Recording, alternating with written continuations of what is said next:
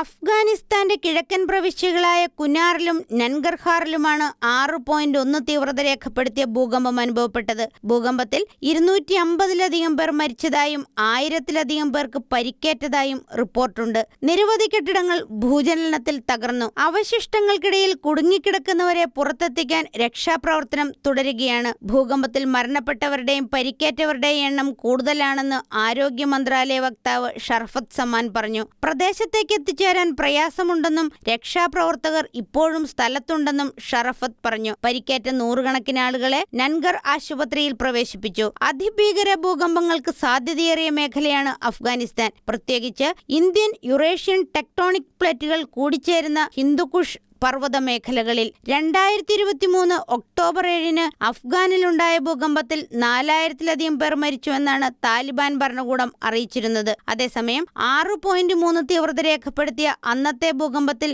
1500-ഓളം പേരാണ് മരിച്ചതെന്ന് ഐക്യരാഷ്ട്ര സംഘടന പറയുന്നു. National desk, Shekinah news.